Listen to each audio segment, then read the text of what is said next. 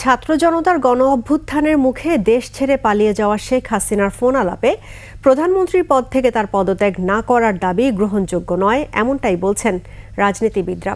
তাদের মতে হাসিনার পালিয়ে যাওয়ায় প্রমাণ হয়েছে জনগণের কাছে তিনি অপরাধী।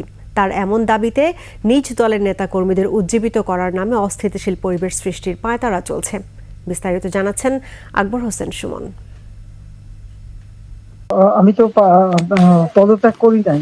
ফোন আলাপটি ফাঁস বলে চালিয়ে দেওয়া হলেও গোয়েন্দা সংস্থার কাছে এর কোনো দালিলিক প্রমাণ নেই। নিজস্ব ব্যবস্থাপনায় সামাজিক যোগাযোগ মাধ্যমে ছড়িয়ে দেওয়া হচ্ছে এমন ফোন আলাপ। পদত্যাগের বিষয়ে ক্ষমতাচ্যুত প্রধানমন্ত্রী শেখ হাসিনা ইচ্ছাকৃতভাবে মানুষের মাঝে বিভ্রান্তি সৃষ্টি করছেন, এমন মন্তব্য রাজনীতিবিদদের। হাসিনার দেশে প্রবেশের ইঙ্গিত কিংবা কর্মীদের একত্রিত হবার আহ্বানে অস্থিতিশীল পরিবেশ সৃষ্টির উস্কানি দেয়া হচ্ছে বলে মন্তব্য তাদের।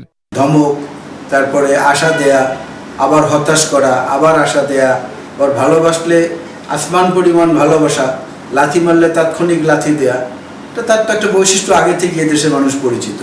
সেরকম একটা ইস্যু ছেড়ে দিল মাঠে, যেটা কোনো রিয়াকশন হয় কিনা। ক্ষমতাচ্যুত স্বৈরশাসক মুখে যাই বলুক না কেন, তার নিজ থেকে এদেশে ফিরে আসার কোনো সাহস নেই। অন্তত বাংলাদেশের ইতিহাসে এমন পালিয়ে যাওয়ার ঘটনা নেই আর কোনো সরকার প্রধানের। আওয়ামী লীগের যারা আছেন তারা যত কান্নাকাটি করেন, কুমির তো বাচ্চা খেয়ে চলে গেছে, বাচ্চাকে ফেলে রেখে গেছে, সুতরাং তার জন্য হাহুতাশ করে কোনো লাভ নেই। নেত্রী শেখ হাসিনার রাজনৈতিক নেতৃত্বের মৃত্যু ঘটেছে, এটা নিয়ে কোনো সন্দেহের অবকাশ নেই। ওনার পদত্যাগের ঘোষণা দেয়া না দেয়া সমান মানুষের কাছে।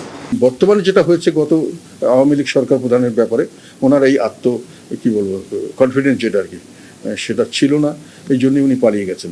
ফলে ওনাকে আবার এসে জনগণের মাঝে ফিরে আসা, আমি মনে করি ওনার জন্য এটা একটা খুব কঠিন কাজ হবে।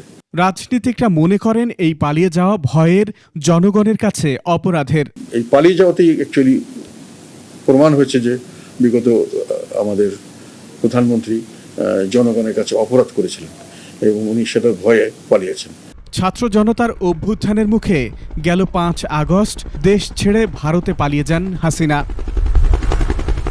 আকবর হোসেন সুমন, 21 টেলিভিশন, ঢাকা।